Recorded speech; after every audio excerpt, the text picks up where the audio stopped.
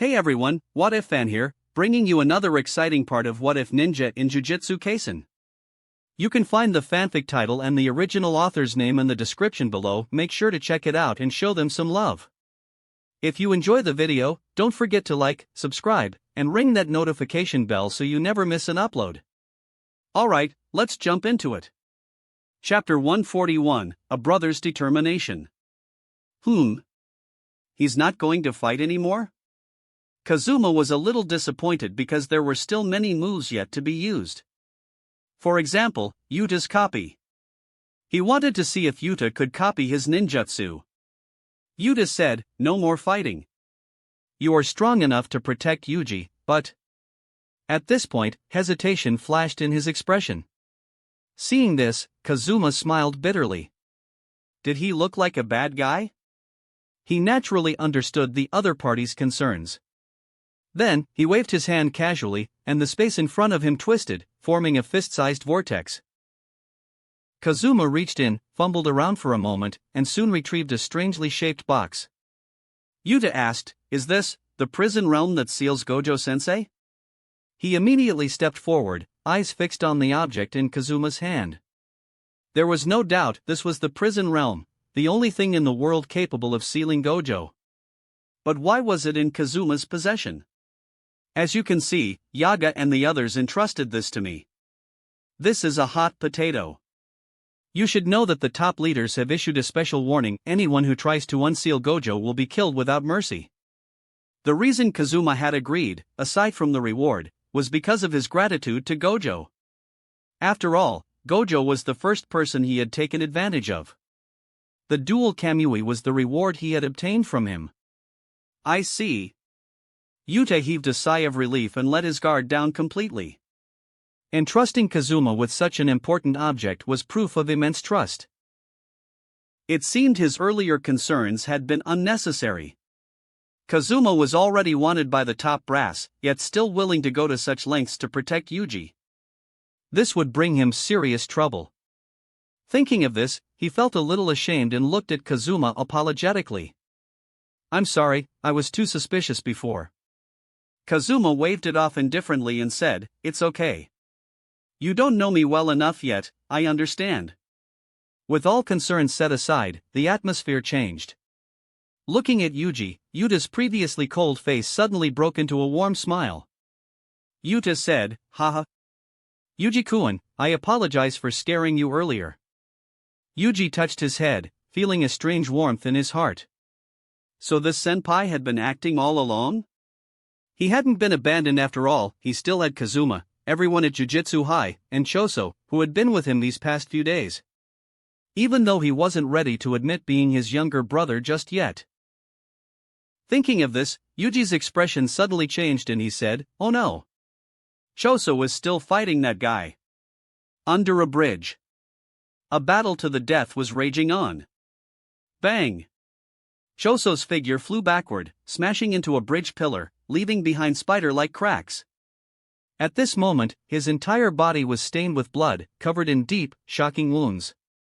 He had lost count of how many times he had been knocked down. He only knew one thing: he had to defeat his opponent quickly to save his brother. Naoya bent slightly, breathing heavily. Naoya couldn't help but admire Choso's incredible willpower. With such severe injuries, anyone else would have collapsed long ago. Even with the blood manipulation technique that allowed for regeneration, he shouldn't have lasted this long. Yet, he still stood. What kind of monster are you? An indestructible cockroach? Despite having the absolute advantage, impatience crept in Naoya's heart. And deep down, he had an uneasy feeling.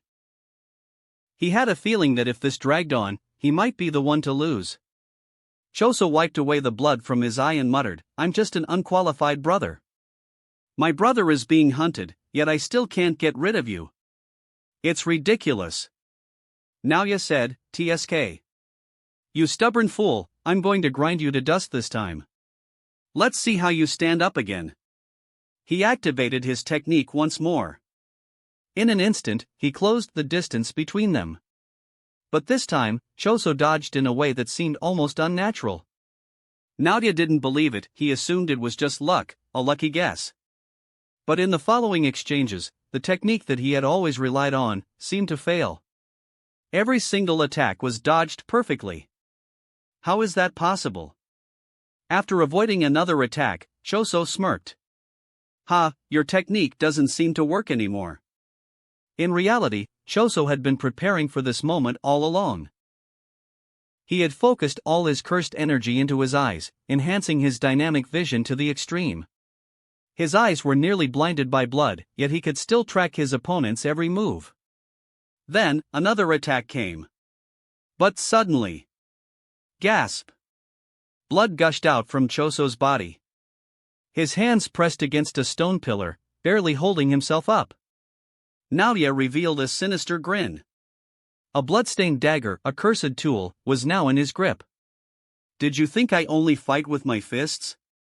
Using a dagger may seem dirty, but if I kill you, no one will know, right? The dagger had already severed the tendons in Choso's hands and feet. Now, he couldn't move. Only death awaited him. Twirling the dagger, Naoya approached slowly, his voice filled with mockery. In truth, his clan despised Toji. Yet, he had always regarded Toji as an idol. Toji was a master of cursed tools. That was why he had trained so hard with cursed tools. That was why, in the moment their figures crossed, he had been able to sever Choso's tendons instantly. Let me think, how do I want you to die? You're already bleeding out. Even if I do nothing, you'll die soon. How does that sound? If you kneel and lick my boots, maybe I'll give you a quick death. Ha ha ha. Looking at the weak and speechless Choso, Naoya laughed wildly. A special first-grade sorcerer, unable to defeat his opponent despite having the advantage? It was a disgrace. That's why even if Choso begged for mercy, even if he licked the soles of his shoes, he wouldn't let him die easily. However, just when he thought victory was his, a voice, cold and hoarse, rang out. You thought you won. Suddenly, the blood pool at Choso's feet erupted. Chapter 142, Best Brother vs Worst Brother. The sudden burst of terrifying red blood made Naoya stand there in a daze. How is this possible? With such an outrageous amount of blood loss, he still has the energy to unleash such might? No, it is absolutely impossible for humans to use the blood manipulation technique in such a large extent. Then that means the indestructible cockroach in front of him must be the legendary cursed womb, death painting. Choso was bathed in the sea of blood, and with every step he took, his aura rapidly intensified. His hoarse voice sounded again. I must walk in front of my brother and stand for him. Cut off all obstacles in his path, this is the meaning and value of my life. Someone like you must be very cold and indifferent to the people in your family, right? Hearing this, Naoya's expression froze for a moment. He thought of his two younger sisters, Maki and Mai. In comparison, he does seem to be quite indifferent? Naoya laughed and said, ha ha ha. No. The Zenin clan only respects the strong. Why should I care about those two pieces of trash? Maki is a piece of trash who can't even sense cursed energy. Their only function is to highlight my strength. Choso retorted, as a brother, I totally disagree with your absurd remarks. I have never thought about changing your mind because you are hopeless. His sonorous and powerful words rang out, and at the same time, the sea of blood behind him surged forward. Faced with this large-scale attack, Naoya was forced to use his innate curse technique to evade. However, the small droplets of blood that splashed onto his body had no lethal power at all. Seeing this, Naoya grinned and asked, so it's just the last stand of a dying man? It seems that the opponent is seriously injured, making his seemingly terrifying attack ineffective. Scaring people, that's his only remaining function. Just as Naoya was gloating, an extremely fast piercing attack struck. The compressed red blood, sharp as a blade, had a tracking effect. No matter how Naoya tried to dodge, he couldn't escape its pursuit. At this moment, the proud son of the Zenin clan no longer had any arrogance on his face. In his haste to evade, he left a gap in his lower body unguarded. Bang! Choso, moving at incredible speed, delivered a sidekick infused with the blood manipulation technique. Naoya instinctively raised his hands to block but was still blasted backward by the immense impact. Naoya barely steadied himself and looked down. His noble clothing, symbolizing his status in the Zenin clan, was already stained with blood. Not only that, but the blood that had seeped into his clothes caused his own blood to coagulate. His legs felt as if they were filled with lead, unbearably heavy. Naoya's eyes widened in horror. For the first time, fear crept into his expression. "Your blood, is it poisoned?" But the only response he received was an indifferent voice. "Those who don't know how to cherish their brothers and sisters must be killed." Choso, his body covered in wounds, closed his eyes. He clapped his hands together and pointed them at Naoya like the barrel of a gun. To protect his younger brother, he had spent over 100 years refining this single technique. A technique designed solely by him, based on the characteristics of his unique bloodline. Supernova. Boom. Boom. Boom. Explosions erupted like detonating time bombs. Without warning, clusters of crimson blood spheres burst forth from Naoya's body, blooming like flowers of death. Each explosion was like a crimson spear, piercing straight through him. An overwhelming, suffocating pain engulfed Naoya. His bloodshot eyes widened in shock as he let out a miserable cry. A few seconds later, he collapsed to his knees, muttering in disbelief. "No. Impossible. I am the pride of the Zenin clan, the only rightful heir, the future head of the clan. To die at the hands of a lowly piece of trash who was blinded by family affection? There is no cure." Choso's gaze was cold as he raised a blood-formed arrow at his fingertips. Just as he was about to end Naoya once and for all, a voice called out, "Choso!" Struggling, Choso turned his head toward the sound and saw Yuji walking toward him, completely unharmed. Beside him was Kazuma, and Yuta, who had been pursuing him earlier. As he processed this, his vision dimmed, and his body collapsed. Luckily, Yuji rushed forward just in time to catch him. Holding his battered and bruised form in his arms, Yuji felt a wave of emotions surge through him. Naoya, with a bloodied face, knelt on the ground, head lowered in thought. Cough. "Yuta-kun, save me." Naoya's weak voice broke the silence. His body was battered beyond recognition, his arrogance shattered. Looking up, he pleaded with Yuta, his eyes full of desperation. But before Yuta could respond, splat! Kazuma's foot stomped heavily onto Naoya's face. With a twisted grin, Kazuma ground his foot down, distorting Naoya's features. "You! How dare you humiliate me like this? Do you know who I am?" Kazuma said, "Of course I do. You're the son of Zenin Naobito. Your father should be grateful to me. Otherwise, he wouldn't just have a broken arm. But knowing you, I bet your father's death would only make you happier, wouldn't it?" At Kazuma's words, Naoya's heart pounded in panic. How does he know him so well? He slowly shifted his gaze toward Kazuma's face. And then it hit him. Kazuma? There was no doubt. The three sorcerer clan had all received his wanted poster from the higher-ups. No wonder Yuji hadn't died, he was the one who had saved him. Realizing this, Naoya turned back to Yuta. "Yuta-kun. Save me. The Zenin clan will reward you generously." However, Yuta remained unfazed. Without a word, he rubbed the ring on his finger, completely ignoring Naoya's desperate plea. Yuta had no sympathy for Naoya. In fact, he found him disgusting. During his time at Jujutsu High, Maki had spoken of how much the Zenin clan despised her. Kazuma pressed his foot down harder and said, "Looks like the young master of the Zenin clan isn't as powerful as he thought he was. Don't worry, I won't kill you. Maki said she'd be the one to take your life." At those words, Naoya, who had been thinking of continuing his pleas, suddenly burst into laughter. "Ha ha ha. That trash? The one who can't even sense cursed energy? My delusional sister dreams of becoming like Toji?" The Zenin clan truly had a talent for ruining their own greatest assets. First, they ostracized Fushiguro Toji, the strongest Zenin in history. Now, they ridiculed Maki, the one who would inherit his monstrous strength. What a waste of a legacy. Chapter 143, Zenin Clan's Shortcomings. Are all the people in the Zenin clan blind? The two most talented individuals were cast out. If Hikari is a high-level gambler, then the Zenin clan is just a low-level one.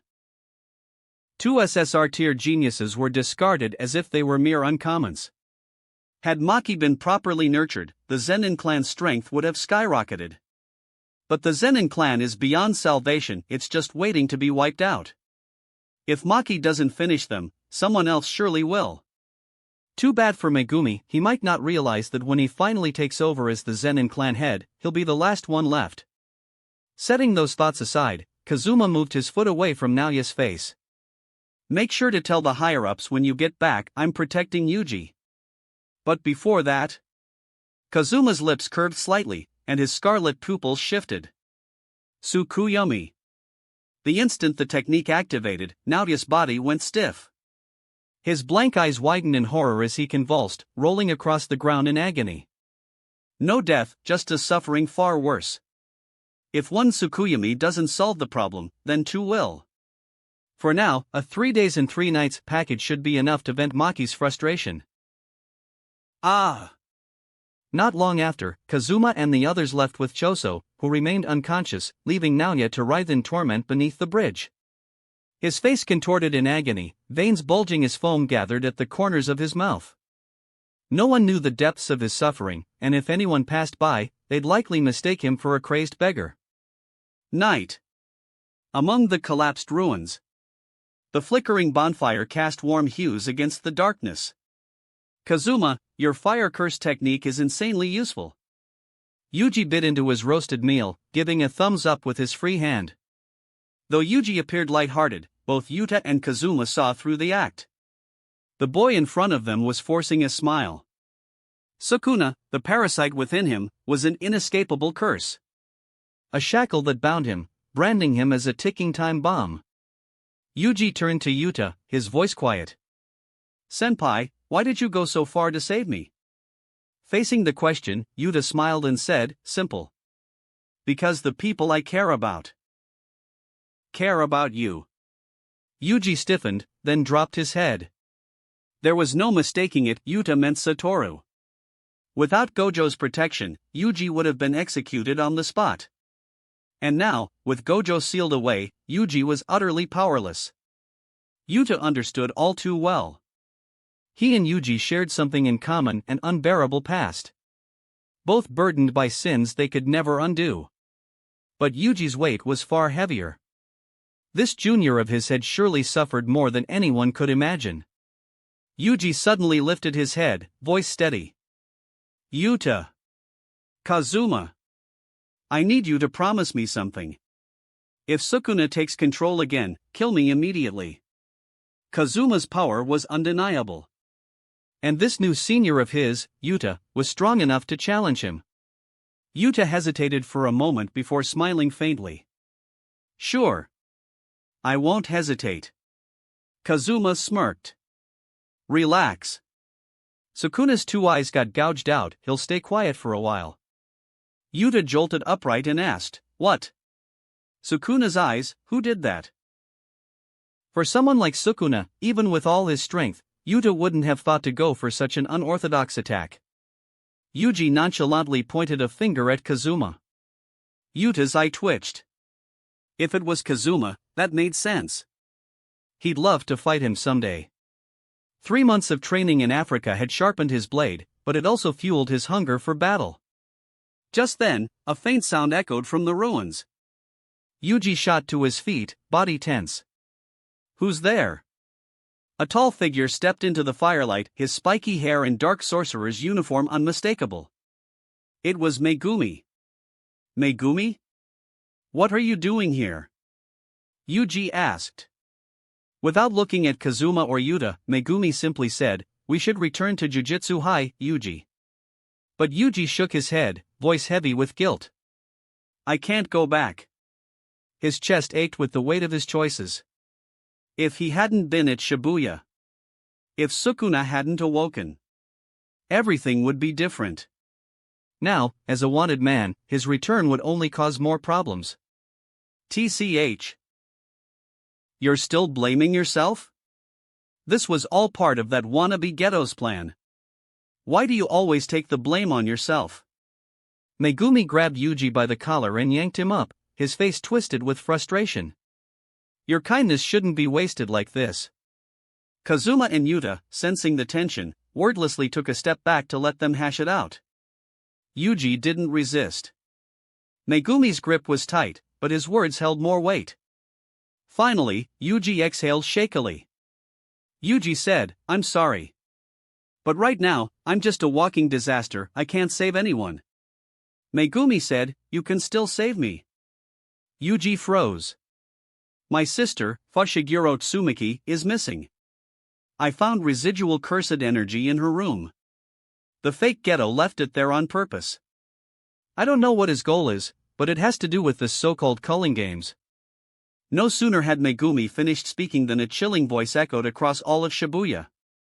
"Spirits rise. Cross the boundary. Die, migrate, be reborn." The cycle of struggle begins. I am Kenjaku, and I invite you all to participate in my grand game. The rules are as follows. As his words spread, chaos erupted across Japan. Thousands of curses were unleashed. 10 massive barriers sealed the country, allowing entry, but no escape. Nearly 100 million people were forcibly transported beyond the threshold, dragged into a horrifying death game. Sorcerers everywhere realized that this was an extinction-level crisis. A few minutes later, Megumi clenched his fists. "So that bastard's name is Kenjaku. His sister was taken." His nails dug into his palm. Why? Why drag his sister into this nightmare? Yuta's voice cut through the tension. "The culling games has begun. We need to prepare now. Come with me. The higher-ups are in disarray. As long as we don't get caught, we'll be fine." Kazuma barely registered the words. Because at that exact moment, a mechanical voice rang inside his mind. Chapter 144, Culling Games. Ding. Trigger mission choice. Mission option 1, the strongest curse user. Stop Jujutsu High from unsealing Gojo Satoru and help Kenjaku assimilate Tengen. Reward, Izanagi. Mission option 2, speedrun the culling games. Get the top one in the points ranking. Reward, Kotoama Tsukumi. Mission option 3, a battle across time and space. Use your strength to conquer the greatest sorcerer from 400 years ago, Kashimo. Reward, Amenota Jikara. Ahem. Each of these 3 rewards made Kazuma very excited. Izanagi is known as a forbidden technique that can change reality. It can change things that happen within a period of time that are unfavorable to the user, to favorable things. Even the reality of death can be changed. It is a ninjutsu that can make oneself invincible for a short period of time. In simple terms, it has the function of resurrection. However, the cost of performing this technique is extremely high. It will cause blindness. As for Kotoama Tsukumi? To some extent, Kotoama Tsukumi is even more powerful than Tsukuyomi. It can directly invade the target's brain without being discovered by the target and modify their will. Such a heaven-defying ability is simply too outrageous. The only downside is that the cooldown time is a bit long. If Kazuma has Kotoama Tsukumi, with just one look, Sukuna will drop his bloodthirsty nature and become a righteous and highly skilled sorcerer. Kazuma wondered if Kotoama Tsukumi could make Obito forget about Rin and fall in love with someone else. Although Amenota Jikure is equally exciting, it is not that attractive to Kazuma, who already possesses Flying Thunder God. After some thought and decision, Kazuma finally chose the most powerful genjutsu, Kotoama Tsukumi. The next thing to do is to quickly run through culling games and get first place in points. With his current strength, he should be able to do it as long as he doesn't waste time by paying around. Kazuma? Kazuma? Yuta leaned closer, looked at Kazuma questioningly, and waved his hand. From the moment Kenjaku's voice was heard, Kazuma seemed absent-minded. Ahem. Sorry, I was distracted just now. Let's go back to Jujutsu High. Tokyo Jujutsu High. A group of highly skilled sorcerers were sitting together, and in the middle of the table was the prison realm that sealed Gojo. Yuji sighed and said, "Ah. The third day of missing Gojo-sensei." Shoko, with dark circles under her eyes, held a piece of chalk and wrote some words on the tactical board. These texts were almost all about how to unseal Gojo and the culling games. Okay, everyone, come here. After a few days of hard work by Yutaheim and me, we have some results. Let's talk about the sudden culling games first. I believe everyone heard the voice of the person named Kenjaku not long ago. What on earth is the culling games? Personally, I think everyone can understand it as a real-life battle royale. Currently, there are 10 huge barriers across the country that only allow entry but no exit. You can think of them as dungeons, and the interior of each dungeon has become a place of bloodshed in purgatory. As for the rules, that damn Kenjaku already explained them yesterday. You should all know them, right? At this point, everyone suddenly felt awkward, looking at each other. Obviously, few people could remember all these complicated yet extremely important rules. Seeing this, Shoko held her forehead inside. I knew you guys were unreliable. Everyone sit up straight and listen carefully. At once, everyone sat up straight, took out the paper and pen beside them, and prepared to record it. Although Shoko usually gave off the vibe of an intellectual older sister, this gem of Jujutsu High could be very terrifying if she got angry. Seeing this, Shoko cleared her throat and began to introduce the rules. The selected person must go to any colony to participate in the culling games within 19 days, otherwise, they will be deprived of their cursed technique. Even ordinary people, if they enter intentionally or unintentionally, will be regarded as participating in the culling games. The players will gain points every time they kill other players. A sorcerer is worth 5 points, and a non-sorcerer is worth 1 point. Players can spend 100 points to add rules to the game. The rules of the culling games were complicated, with a total of 9. Shoko's throat was dry by the time she finished speaking. Everyone wrote down the rules in their notebooks. Kazuma, aren't you going to write it down? Yuji, who copied homework a lot during school, had developed extraordinary hand speed. He finished recording first, turned around, and saw that Kazuma did not take any action. Kazuma pointed to his head and said, "It's all imprinted in my mind." Having read the manga, he roughly knew the rules of the culling games even without listening. Although these rules were complicated, he only needed to pay attention to a few important points. At this time, Yuji frowned and asked, "How can I tell if I have been selected?" The second after he asked the question, a small golden insect with fluttering wings suddenly flew out of his body.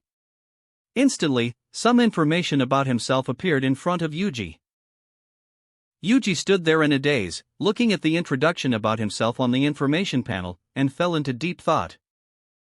Was I chosen? However, he reacted quickly. No.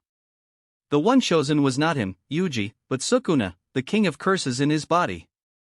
Realizing the situation, Yuji's expression changed. For a moment, everyone cast serious glances at him. Unexpectedly, Sukuna had also signed a contract with Kenjaku. What is this person behind the scenes plotting?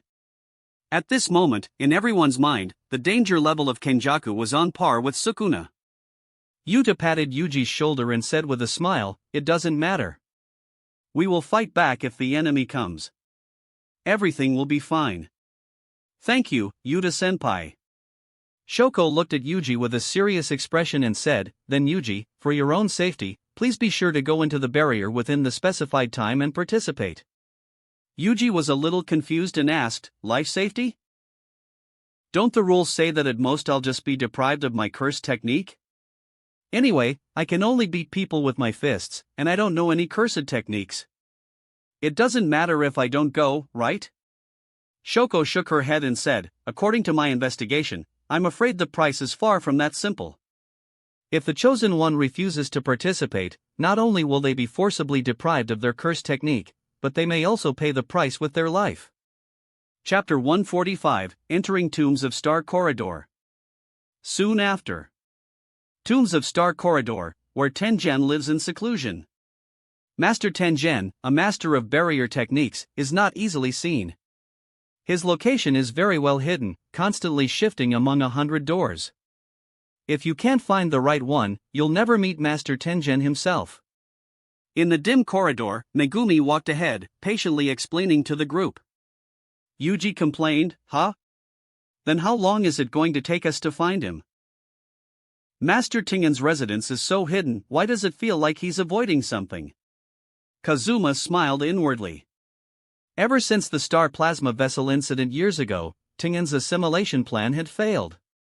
After so many years, Tengen is likely even closer to resembling a cursed spirit, making his situation extremely dangerous. More importantly, in this state, Tengen is vulnerable to Kenjaku, who is cursed spirit manipulation. There is no doubt Tengen is hiding from Kenjaku. Yuta murmured, Yuki-senpai, she should know something, but it's a shame we couldn't come with her. As they wandered aimlessly, a pale face suddenly emerged from the darkness, making the group jump in fright. Whoa! Something creepy just popped up. Yuji instinctively took a fighting stance. Choso sighed and said, hey, relax. It's me. He walked up to Yuji, checking if he was injured. He never wanted to be separated from his brother. Yuji let out a relieved sigh and grumbled, why would you come alone and show up in such a terrifying way? To be fair, it wasn't his fault. In the previous battle against Naoya, Choso had suffered severe injuries and lost a lot of blood. His face was still unnaturally pale from it. A small bead of blood formed at his fingertip, and he spoke in a slightly proud tone, I might be able to pinpoint Master Tengen's exact location. Yuji and Yuta exchanged doubtful glances. Could he really find Tengen? Or was this just an excuse to stick close to Yuji? Choso didn't seem offended by their skepticism and said, I don't know Tengen's exact location, but my brothers are near him. The cursed womb, death paintings are connected. The blood manipulation technique in my body allows me to sense the location of their remains. Even though, they're just lifeless embryos now. His voice grew somber.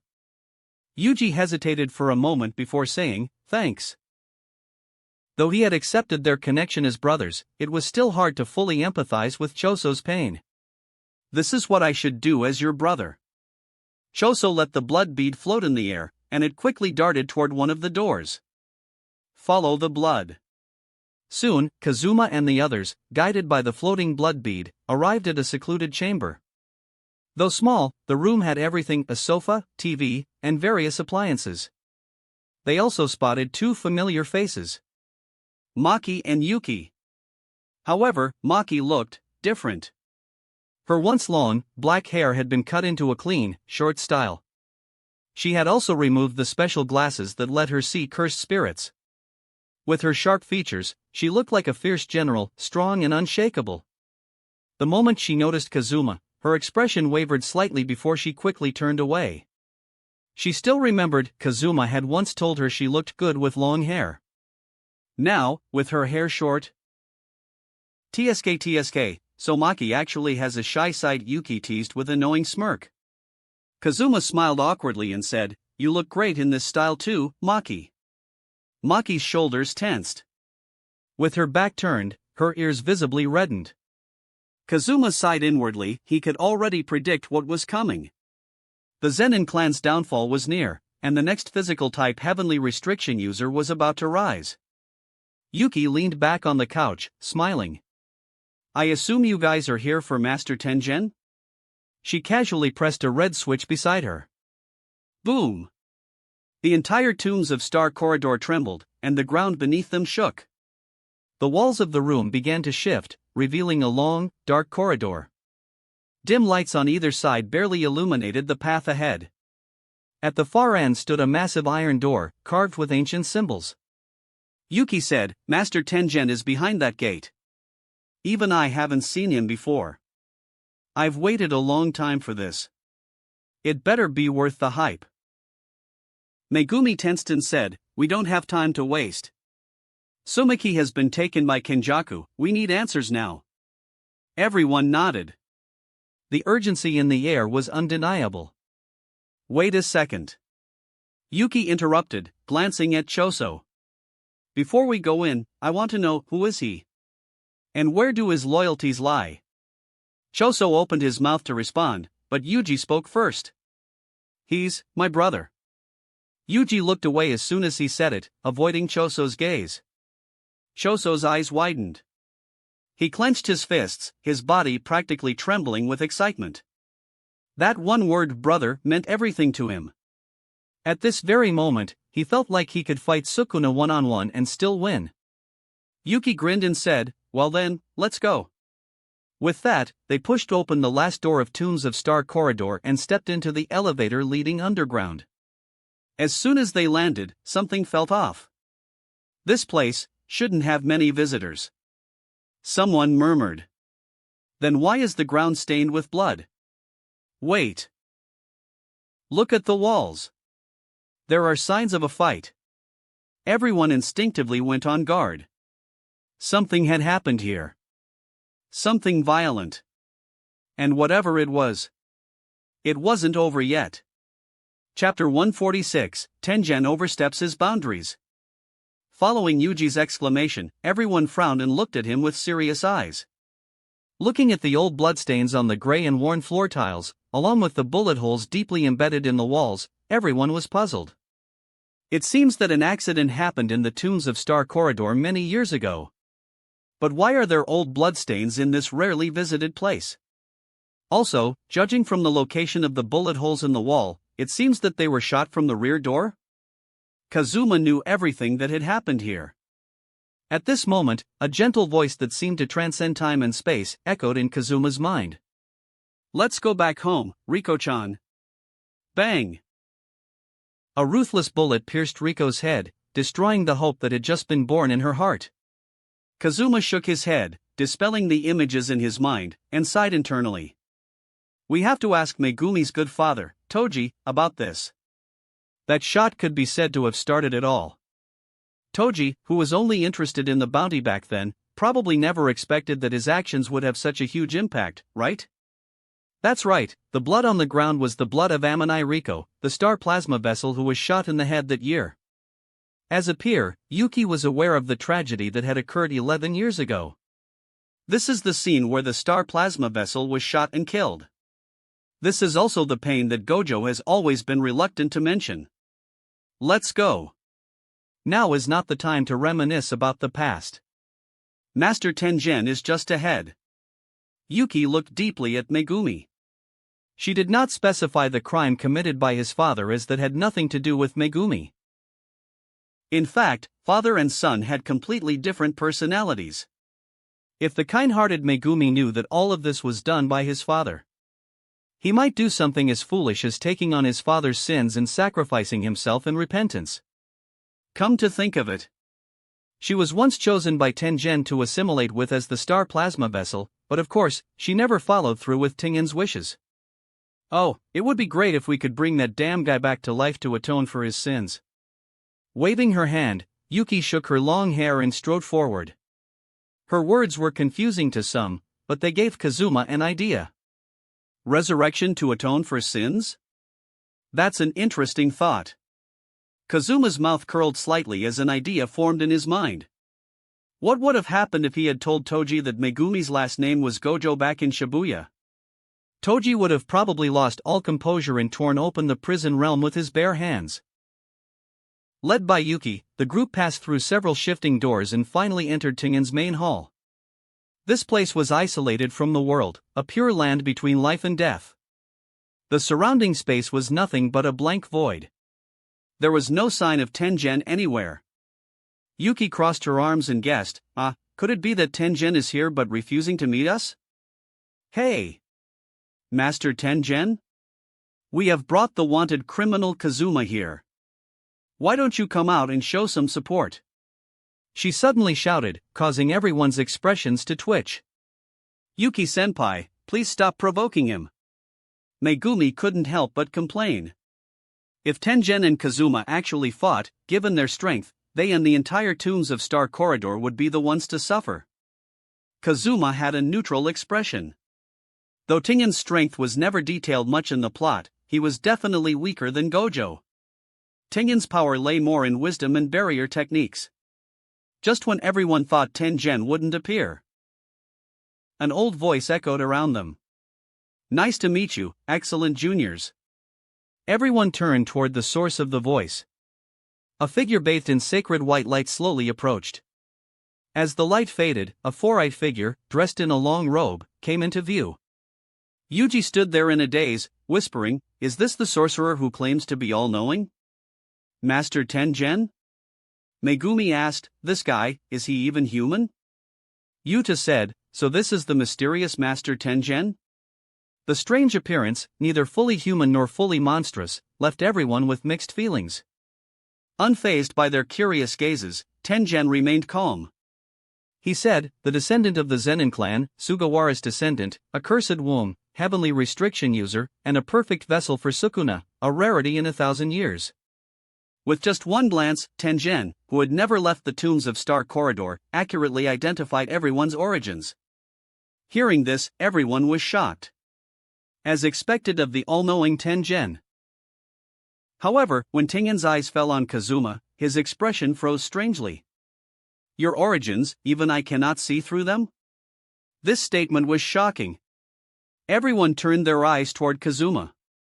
Everyone knew that Kazuma was brought back to Jujutsu High by Gojo when he had gone out to buy dessert.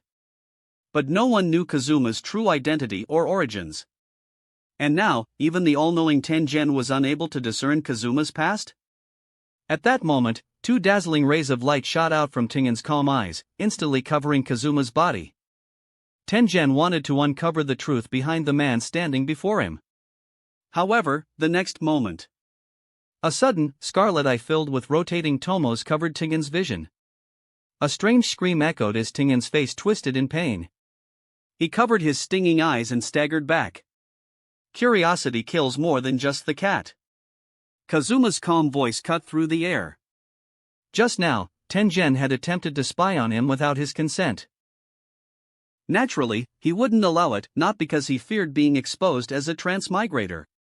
After all, the system would safeguard anything related to the system and his previous life.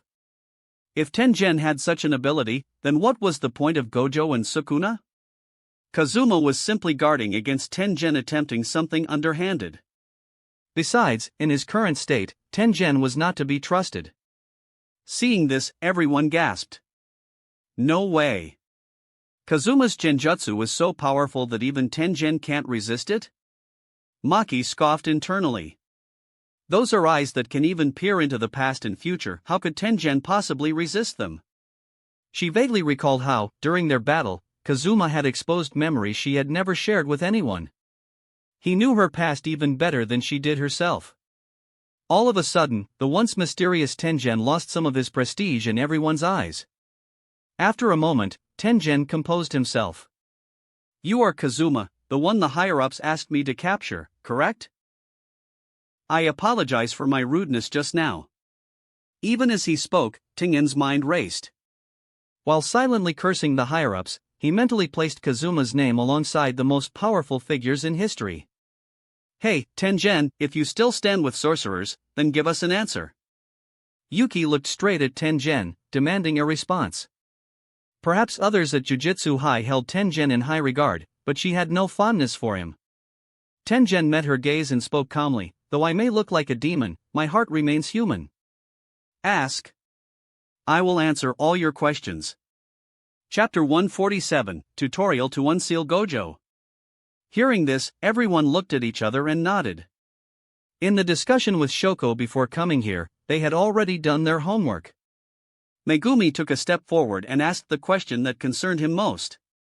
"Master Tengen, what is the origin of this Kenjaku? What is his purpose in starting this culling game?" Faced with this question, Tengen sighed and put his hands behind his back. He said, "In ancient times, Kenjaku represented a saint of great compassion, but nowadays, he is an outright monster. He's the height of sin. His ultimate purpose for the culling game is to force all the humans in the world to evolve. The requirement is very simple, to assimilate humans with me. He is currently taking the first step. Thousands of years ago, this method would not have worked. But ever since the astral plasma vessel incident, Tingen's body has become increasingly uncontrollable. His current body is even closer to the perfect cursed spirit in the legend. So this is why he has been hiding from Kenjaku. Such shocking remarks made everyone present stare blankly in place with their eyes wide open. That guy's ambition is so big? He actually wants to evolve all the humans in the world? What will the evolved humans look like? The world's order is about to collapse completely. Crazy. Crazy as never before. Tengen ignored the shocked expressions of the crowd and continued, "You don't need to ask the second question. I already know the answer." In history, Kenjaku has been defeated by the wielder of six eyes more than once. After his rebirth, he changed his strategy. From killing the wielder of six eyes, he turned to sealing them. This way, Gojo will not die, and another wielder of six eyes will not be born. If you want to unseal Gojo, you have to. Having said that, Tengen had an unfathomable look on his face. He waved his hand, and a dimensional crack appeared in front of him. Then he took out his most precious treasure. The back gate of the prison realm. At this time, Kazuma also snapped his fingers. Then a distortion appeared in the air, followed by a dark vortex. He reached out and took out the prison realm. Seeing this scene, Tingen's pupils slightly shrank. How is that possible? He actually knows space-related techniques? What is the origin of this guy? Seeing two extremely similar cursed objects, everyone was extremely surprised. The only difference is that the surface of the prison realm that seals Gojo is covered with densely packed and ferocious eyes. But the one in Tingen's hand is completely black, with only a tiny seam on the top. It can be vaguely seen that they are a pair of eyes sewn shut with needle and thread. Could it be that there is some connection between the two? Yuji observed it repeatedly and came to the conclusion. Could it be that this dark cube is the tool to unlock the seal? Tengen nodded and said, "This thing is called the back gate, which is the back door of the prison realm. The only cursed object that can communicate with the unique space of the prison gate. If we undo the stitches, we can unseal Gojo." Ah. So simple? Just remove the stitches? Everyone exclaimed. Kazuma complained in his heart. So the way to unlock the seal is to let Gojo take the back door? And why the sutures? Could it be that the source of everything is not Sukuna nor Kenjaku, but the evil sutures? The next moment, Tengen poured cold water on everyone. This is not an ordinary suture. Only Toji's inverted spear of heaven and the black rope in the hands of the foreign sorcerer, Miguel, can untie it. What? Do they need these two cursed tools? When Yuji and the others heard the names of the two cursed tools, they were instantly petrified in despair. After all, both these cursed tools don't exist anymore as they have been destroyed. So, Master Tengen, is there any other way? Yes. Facing the expectant gazes of several people, Tengen seemed to have expected it. Hearing this, everyone immediately perked up again and cast expectant glances. In the culling game, there is a sorcerer from thousands of years ago. Angel has the ability to eliminate all cursed techniques. She can unlock the seal on the prison realm, but I can't sense her exact location. Angel? Another old sorcerer from thousands of years ago? It seems that there is one more reason to join this culling game. Moreover, the culling game covers such a large area that it would be difficult to find her without knowing her exact location. Therefore, they must act separately, and it is more appropriate to search in a wide-ranging way. Faced with such a reply, everyone was thoughtful and began to discuss. Not long after, everyone who got the answer from Tengen discussed and came up with the simplest and most brainless method. The three strongest, Yuki, Yuta, and Kazuma, would go to different colonies to search. Yuji and Megumi were assigned to seek the help of another special-grade sorcerer, Hikari. During the previous discussion, Yuji had curiously asked about Hikari's strength. Yuta's answer was that if Hikari was in good condition, he could even beat him. So, how could such a powerful helper be ignored? Just when everyone was about to make up their minds, Tengen poured cold water on them again. I must kindly remind you that if Kazuma can enter, then everything will be fine. But unfortunately, as a master of barrier techniques, I can clearly sense that this game called Culling Game does not welcome him. Everyone opened their eyes wide in disbelief. What? Is that despicable fellow Kenjaku doing the same thing he did in Shibuya again, excluding Kazuma with the curtains? Tengen shook his head in denial, looked at Kazuma, and said seriously, "It has nothing to do with the curtain. This is a rule added by the creator of the Culling Game. In other words, Kazuma has something that makes Kenjaku extremely wary. Before starting this unprecedented game, Kenjaku set this rule. TSK. That old fox is so shameless. He keeps saying that everyone is welcome to join, but he's actually doing this behind the scenes? Hearing this, everyone was indignant. Yuji was so anxious that he scratched his head frantically. If Kazuma, the trump card, is not there, the efficiency in finding Angel will be greatly reduced. There will also be many uncertain risk factors. Most importantly, Sukuna in his body will take advantage of Kazuma's absence to cause trouble again. Just like the Shibuya incident. If Kazuma hadn't come, who knows how many sorcerers would have died. And this time, the conspiracy behind this is obviously even bigger than the previous Shibuya incident. Kazuma frowned slightly. Was Kenjaku playing dirty tricks on him? This is indeed a small problem. He has to speedrun the Culling Game.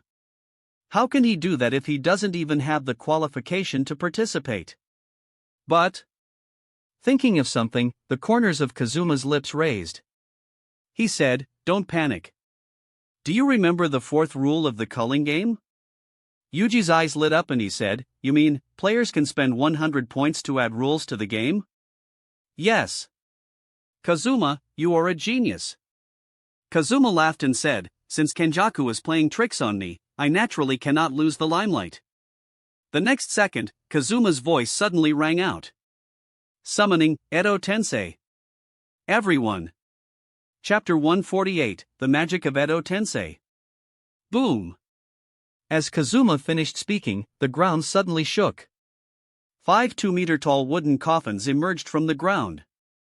Kazuma slowly stood up, and looked at the 5 coffin doors that were tightly shut. He said calmly, "Still sleeping in?" Bang! As soon as his words fell, the 5 coffin doors exploded as if they had received an order. When the smoke and dust completely dissipated, 5 extremely familiar figures appeared in everyone's sight. For a moment, everyone was completely dumbfounded. The 4 disaster curses? Dead, the dead are alive? Yuji rubbed his eyes frantically, repeatedly confirming whether he was hallucinating. Jogo, Hanami, Dagon, Mahito, and that man who looks a lot like Megumi, are all alive. I'm not dreaming, am I? Yuji grabbed Kazuma's shoulders and shook him hard. He asked, "Kazuma, did you use a genjutsu on me? Otherwise, how could something so terrifying happen in broad daylight?" Compared to Yuji's frantic shock, the others were also in turmoil. Their minds were blank at this moment, leaving only unspeakable horror. Several of these individuals were killed by Kazuma right before their eyes, burned to ashes by his strange black flames. Logically speaking, they should be completely dead. But now, they stood before them once again, fully intact. However, their dark and cloudy eyes and the irregular cracks on their faces proved that something was undeniably off. Seeing their reaction, Kazuma waved his hand and chuckled. He said, "These guys are quite capable. After all, they were top-level threats. It would be a pity if they just died like that. So, I fished them out of the Shinigami's belly. After all, letting them off so easily after everything they did would be too kind. Now, they can atone for their sins in this Culling Game." Long ago, Kazuma had asked Shoko to extract DNA samples from them. Toji's leg bones, Jogo's skin, Mahito's hair, Hanami's blood, and Dagon's remains. These were collected by Kazuma during the Shibuya incident. Unsurprisingly, Shoko was able to extract their DNA. It was thanks to Shoko that these guests could appear once more. Since Kenjaku had created this grand game, how could the 4 disaster curses and the sorcerer killer be left out? But this time, their roles had changed. from enemies of the sorcerers to their allies. After hearing this, even Tingen's composed expression wavered. He stared at Kazuma with a piercing gaze. Who exactly was this guy? How could he bring the dead back to life? Even though Tengen had lived for countless years and had witnessed all sorts of strange curse techniques, this was something beyond comprehension. It was one thing to summon spirits briefly, but to snatch someone from the grasp of death? Did such a curse technique really exist in the world of Jujutsu? The dead truly returned to atone for their sins? Yuki lightly covered her lips, her eyes shining with disbelief, especially as she stared at Toji, the man who had once killed Gojo. She had only casually remarked about bringing the dead back to pay for their actions, and Kazuma had actually done it? TSK. Kazuma was really full of surprises. What could he not do? Megumi clenched his fists, his eyes reddening as he glared at Toji, who kept his eyes shut the entire time. We meet again. Still playing the coward? Open your eyes and face me. Megumi's sudden outburst caught everyone's attention. Was there some hidden connection between them? Kazuma slapped his forehead. Right. He had placed some restraints on them for safety reasons. Even if there was no one in this world who could break free from Edo Tensei like Madara, it was always best to be cautious. Bang! With a snap of his fingers, the 5 reincarnated figures opened their eyes in confusion. Jogo furrowed his brows, glancing at the vast white surroundings. Is this the legendary underworld? Could it be that hundreds of years have passed? Then, in an instant, his expression froze. As if he had seen an unspeakable horror, he abruptly stepped back.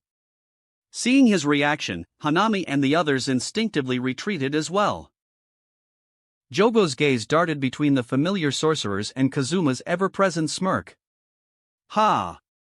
Kazuma yawned, as nonchalant as ever. Jogo, long time no see. You remember me, right? I was the one who gave you that kettle nickname. Kazuma's teasing tone only made Jogo more irritated. Jogo asked, what the hell is going on here? Aren't we all supposed to be dead? Atonement. Hanami crossed his arms, throwing a wary glance at Kazuma. He said, he killed us. And now, through some unknown means, he's brought us back. He says we must atone for our sins in this culling game. Jogo was outraged and said, what?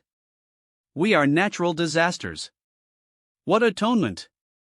If anyone should be atoning, it's the humans who destroyed the environment. I refuse. I, Jogo, would rather die again than be humiliated like this. I will never bow to him. If he dares, he can kill me again. However, in the next second. Thump! Jogo's body suddenly went rigid. His legs buckled beneath him, and he collapsed to his knees with a heavy thud. For a moment, everyone stared at him with an odd mix of amusement and contempt. Jogo struggled with all his might, but no matter how much he fought, his body refused to move. What the hell? My body is completely out of control. Kazuma! You devil! What did you do to me? Kazuma smiled and said, nothing much. Just ensuring that you play your part. I expect you to participate in the culling game and hand over every single point you earn. You do understand the concept of working a job, right? Kazuma's gaze was filled with amusement. A wonderful life awaits you. Before Jogo could spew another complaint, Kazuma's eyes flickered. The 4 disaster curses instantly stiffened, standing at attention like puppets bound by invisible strings. Kazuma's words carried an undeniable authority, as if they were absolute law. You have no choice. I brought you back, and I can just as easily control you.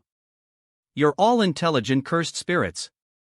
Surely, you don't want to experience the full Tsukuyami package, right? With that, Kazuma grinned, his scarlet eyes glowing with a bewitching light. Chapter 149, Toji Sees the Future. Threats, naked threats. The 4 disaster curses felt a chill on their backs and swallowed hard. Mahito, in particular, nodded frantically, like a chick pecking at rice, making it clear that he would definitely perform well in the culling game. He never wanted to experience the horror of Tsukuyomi again, not even for a second. It was obvious that all 4 disaster curses had silently accepted Kazuma's orders. There was no other choice. In principle, they were natural disasters, once teammates with Kenjaku. No matter what, they couldn't just turn around and help Jujutsu High. But now, those principles meant nothing because Kazuma held the real principle in his hands. For some, Tsukuyomi was the only principle. If they dared to say no, the consequences would be.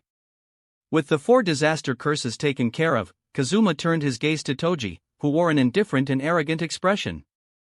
Megumi, wait a moment. I'll hand him over to you later, Kazuma said. Then, Kazuma waved his hand, motioning for Toji to follow him. Then, the two walked over to a secluded corner. Toji said, I don't know why they're so afraid of this Tsukuyomi you mentioned, but if you want me to work for you. Toji crossed his arms, his voice carrying a deadly tone. I've never obeyed anyone in my life. Oh? Kazuma had no interest in wasting words. Without hesitation, he activated his genjutsu. But instead of Tsukuyomi, he showed Toji a vision of the tragic future awaiting Megumi. Toji's lifeless eyes widened, his breathing grew erratic, and an image of Megumi being possessed by Sukuna filled his mind. He watched Sukuna use his son's soul to resist Gojo's infinite void. At that moment, Toji completely lost it. Sukuna! I will grind you to dust. Boom! An overwhelmingly terrifying pressure erupted from his body. There was no cursed energy, yet the sheer intensity of his killing intent spread across half of the place where Tengen resided. Toji's sudden outburst caught the attention of Yuji and the others in the distance. Everyone had already been briefed by Yuki. The one who was furious was the infamous sorcerer killer, Fushiguro Toji. The same man who had killed the star plasma vessel. Since the deceased had been dragged back by Kazuma to atone for his sins, Yuki saw no reason to hide the truth and told everyone everything. Megumi wore a dark expression, silently staring into the distance. Although these events had yet to happen, Kazuma, who knew the plot, could naturally transmit the general picture to Toji. As the transmission ended, Kazuma released the genjutsu and looked at the enraged Toji with a smirk. Toji's eyes were bloodshot, his fists clenched tightly. He wanted nothing more than to slice Kazuma's head clean off. You think it's fun to torment me with fabricated illusions? Fabricated? Kazuma chuckled and said, what if I told you it's all real? Toji scoffed in disdain, but before he could retort, Kazuma continued, don't be so quick to deny it. I can summon the dead. Is glimpsing into the future really far-fetched? You don't want to see your son suffer, do you? Toji's breath hitched. He fell silent, his cold gaze fixed on Kazuma. Kazuma met his stare, unfazed. Toji's mind raced. What Kazuma said made sense. He had summoned the dead before, so peering into the future wasn't such a stretch. Besides, no one could deceive his instincts. If Kazuma were lying, he wouldn't have remained so calm. And most importantly, as a father, he couldn't accept his only son meeting such a tragic fate. He couldn't take that risk. Toji glanced at Megumi, who was watching from a distance, and frowned. He asked, you didn't tell him who I really am, did you? Kazuma smirked and asked, what do you think? Humph. You Jujutsu high brats are all the same untrustworthy. After a long silence, Toji finally spoke, I'll do whatever you need me to as long as you give me the time to protect Megumi. Kazuma turned to the row of special grade curses standing in the distance and smiled. All right. Like them, join the culling game. Kill someone for me. Then transfer all the points to me. Kazuma was in high spirits. Edo Tensei was truly a remarkable technique. Now, he had 5 top-tier fighters to help him rack up points. With that, they finalized their plan for the culling game. With these 5 powerhouses on their side, the strategy became simple and brutal. Step 1. Quickly amass 100 points and add a rule allowing Kazuma to enter the game. Step 2. Split into teams to locate Angel, Hikari, and unseal Gojo. Seeing the 5 special grades lined up behind Kazuma like bodyguards, everyone felt a twinge of jealousy. Who could have predicted that the 4 disaster curses, once Jujutsu High's fiercest enemies, would now stand beside them under Kazuma's command? The irony was astounding. One could only imagine Kenjaku's expression when he realizes the disaster curses had defected to Jujutsu High. Finally, Yuji and Megumi set off to find Hikari, while the special grade curses split up to search for Angel. With all the cursed tools destroyed in the Shibuya incident, Maki decided to return to the Zenin clan's estate to retrieve some special grade cursed tools. It was also time for her to settle an old grudge. She had waited over 10 years for this moment. After years of relentless training, never slacking for even a day, she was finally ready. Even knowing the dangers ahead, she had to resolve this once and for all. Otherwise, she would forever remain shackled by the Zenin name. She would never escape the invisible chains strangling her fate. But before that, she had to find Mai. They were sisters. The shame of their past had to be erased together. At Kazuma's command, Mahito and the others, except Toji, left the tombs of Star Corridor and entered the culling game. With everything settled, Kazuma looked at the remaining group and grinned. "I'll be waiting for good news. Don't keep me waiting too long." Soon, everyone dispersed, leaving only Choso and Yuki to guard Tengen. This precaution was necessary. With most of their high-level fighters off playing the culling game, if Kenjaku struck now and assimilated Tengen, the consequences would be dire. Kazuma glanced at Megumi and Toji in the far corner and remarked, "Catching up is nice and all, but don't keep Yuji waiting too long." Megumi gave a slight nod. No one knew what the father and son were discussing, but for the first time, the once arrogant Toji looked subdued as his son berated him. Knowing he had no excuse, he simply remained silent, feigning indifference. Nearby, Choso sat alone, sulking. Clearly, he wasn't thrilled about being assigned to guard Tengen instead of fighting. But since it was Yuji's request, he had no choice but to accept. Suddenly, Yuki strolled over with a mischievous smile and said, "We've got some free time. Why don't we talk about what kind of women you like?" Kazuma closed his eyes, ignoring her completely. "TCH. Yuki scoffed, "Hey, at least open your eyes when s. Someone's talking." Still no response. She reached out to shake him only for her hand to pass right through. Her eyes widened.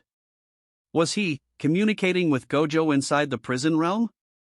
Chapter 150, Alleviating Gojo's Loneliness. Kazuma's body rippled like waves, distorting and blurring. Whoosh! He transformed into a vortex and merged into the prison realm. Only Yuki was left standing there, her beautiful eyes wide with disbelief. Inside the prison realm. The space here was engulfed in darkness, where even a hand in front of the face was invisible. Desolation and loneliness loomed everywhere. Countless dry bones piled into a sea, like restless ghosts seeking salvation. A lone figure lay atop the bone sea, legs crossed leisurely, wearing an expression of sheer boredom. Trapped in this unique space, Gojo couldn't use his power to force an exit. Worse yet, both time and space were sealed together. Simply put, this was a parallel timeline, completely disrupted. Time stood still. Perhaps only a few days had passed outside, but inside, it felt like years. Ah, that damned fake tried playing the emotional card on me.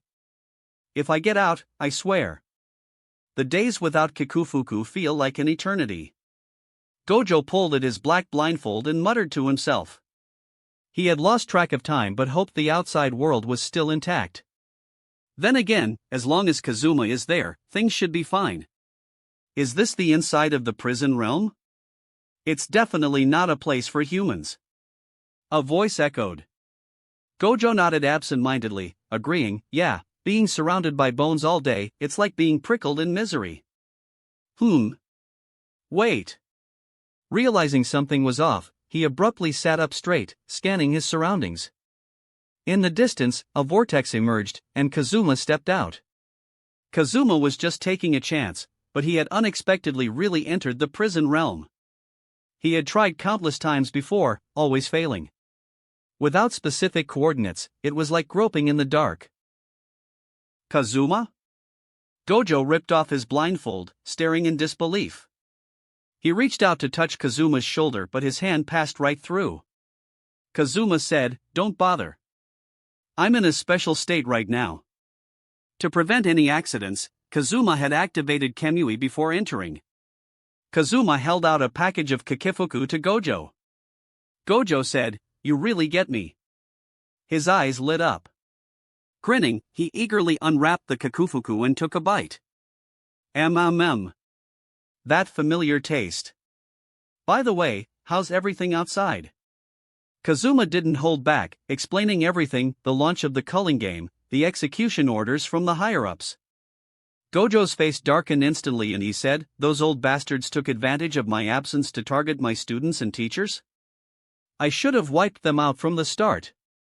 As realization struck, his expression twisted in anger. "You're saying even Yaga has been sentenced to death?" Kazuma nodded and said, "He's imprisoned. Knowing him, he won't hand over the method to create cursed corpses. If the higher-ups lose patience, they'll act." Yaga had disappeared after that day, supposedly taken by Gakuganji. Silence filled the inside of the prison realm. A few minutes later, a chuckle broke the silent atmosphere. Though casual, it dripped with killing intent. "Kazuma, help me one more time. If you don't want to dirty your hands, leave the higher-ups to me. But save that stubborn old fool." The memory of Yaga's strict discipline surfaced in Gojo's mind. He might not have been the best principal, but he was an excellent teacher.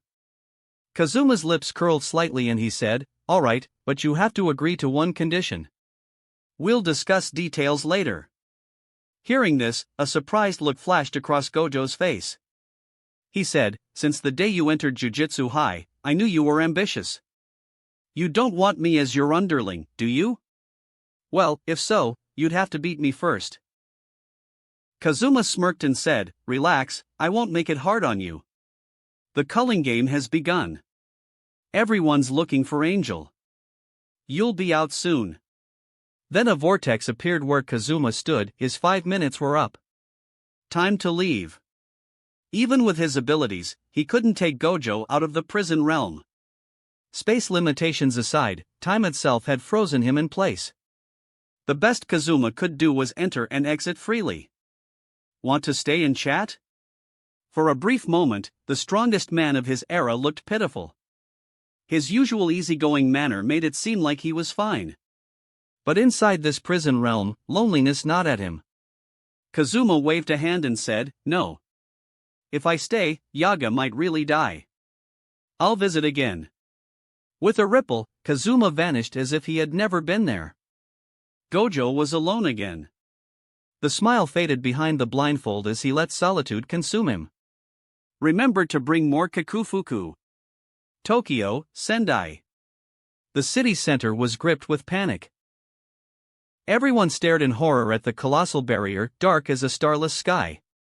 Days ago, it had appeared out of nowhere, splitting the district in two. No one could see what lay beyond. They only heard blood-curdling screams, flesh being torn apart, and desperate cries. "Let me go. My son hasn't come out since he entered. I need to find him. Don't be reckless. If you go in, you won't come out." Security officers restrained a sobbing woman.